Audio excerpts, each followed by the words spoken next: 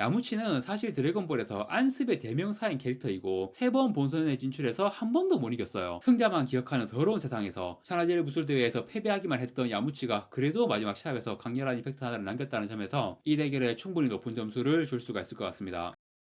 안녕하세요. 다양한 대중문화 콘텐츠를 리뷰하는 남자 머빈입니다. 이번 영상은 리뷰 영상이 아니라 오랜만에 순위 콘텐츠를 해보겠습니다. 얼마 전에 드래곤볼 다이마라는 애니메이션 리뷰를 했는데 제가 드래곤볼 관련해서 예전부터 해보려고 했던 순위 콘텐츠가 있어가지고 드래곤볼 다이마 리뷰랑 세트로 하는 느낌으로 이번에 이거를 해보려고 합니다. 영상 제목대로 천하제일 무술대회 최고의 명승부 순위라는 콘텐츠입니다. 천하제일 무술대회라는 에피소드는 드래곤볼이라는 만화를 최고의 인기만화 반열에 올려준 에피소드라고 할 수 있습니다. 드래곤볼 처음에 연재 시작하고 구르마랑 만나서 여러가지 모험을 겪는 내용이 나오다가 무천도사한테 수련을 받는 내용이 나오면서 그때 인기가 살짝 정체가 되었는데 그 짧은 수련 파트가 지나가고 천하제일 무술대회가 시작되면서 드래곤볼의 인기가 급격히 오른 걸로 알고 있습니다. 사이언 편부터 드래곤볼의 2부가 시작된 걸로 본다면 그 전 1부에서 천하제일 무술대회가 3번 열리면서 1부의 전체 내용에서 상당한 비중을 차지했고 인기도 가장 높았던, 말 그대로 이 천하제일 무술대회가 드래곤볼 1부의 재미와 인기를 완전히 캐리했다라고 볼 수 있습니다. 사이언 편 이후부터는 천하제일 무술대회가 비중이 확 줄어들지만 스토리 전개에서 중요한 사건들이 벌어지는 배경으로 몇 번 등장을 하게 되고요. 1부만큼은 아니지만 볼만한 명승부도 한두 개 있었습니다. 드래곤볼 본편에서 천하제일 무술대회가 여러 번 열리지만 그 중에서 손오공과 제트 전사들이 참가한 대회만 제대로 다뤄지고요. 그 외 대회는 뭐 미스터 사탄이 우승했다 이런 식으로 결과만 언급이 되는 수준입니다. 손오공과 제트 전사들이 참가한 대회는 총 5개이고 예선 제외 본선 시험만 따지면 대략 30개 정도의 토너먼트 승부가 벌어졌습니다. 이 중에서 총 10개의 승부를 선정해서 저 혼자 그냥 주관적으로 천하제일 무술대회 명승부 탑10 순위를 매겼습니다. 총 10개의 명승부 10위부터 하나씩 소개해드리겠습니다. 10위는 제22회 대회 8강 3경기였던 크리린과 차오즈의 대결입니다. 120화부터 121화까지 총 2화 분량으로 그려졌습니다. 제22회 천하제일 무술대회는 기본적으로는 메인 빌런이 학도사, 무천도사의 동물이자 라이벌격인 캐릭터 학도사가 본격적으로 등장을 합니다. 그런데 본인이 싸우지는 않고 제자들을 내세워서 무천도사의 제자들을 쓰러뜨리겠다는 목적으로 나오게 되고요. 그 제자가 바로 천진반과 차오즈. 사실 드래곤볼은 대부분의 동료들이 처음에는 적으로 등장하죠. 천진반과 차오즈도 처음에는 악역으로 나왔다가 이 대회에서 무천도사에게 감화가 되어서 선역으로 턴페이스 합니다. 아무튼 이 대회 8강에서 천진반은 야무치, 차오즈는 크리닝 이렇게 뭔가 비싼 사이즈의 캐릭터끼리 매치가 되는데 차오즈는 이게 유일한 본선 시합이에요. 그 다음 대회에도 참가했지만 예선에서 타오파이파이한테 패하며 탈락합니다. 차오즈가 제트 전사들 중에서 가장 최악체이기 때문에 역시 대회 전적이 좋지 않습니다. 물론 야지로베처럼 예선 탈락 기록만 있고 본선 전적이 하나도 없는 경우보다 낫지만 아무튼 크리린과 차오즈의 대결은 2화 분량으로 짧게 끝났지만 꽤 명승부예요. 이때는 차오즈도 꽤 강한 축에 속했거든요. 어쨌든 새로 등장한 빌런 캐릭터라서 신캐 버프를 받으니까. 그리고 이 시합에서 기술 비대칭이 있었어요. 사실 드래곤볼에서 가장 중요한 기술이라고 할 수 있는 무공술이 이때 학도사의 특기로 처음 등장을 해가지고 학도사 제자들만 무공술을 쓰는데 이걸로 장애패 면역도 있고 여러가지 유리한 포지션으로 싸울 수 있는 거죠. 이 대회에서 이게 되게 결정적이었습니다. 이 대회에서 천진반이 손오공을 이기고 우승한 것도 물론 마지막 승패는 운으로 갈리긴 했지만 그 전에 천진반이 기공포와 무공술 조합으로 공중전 상황을 유도한 게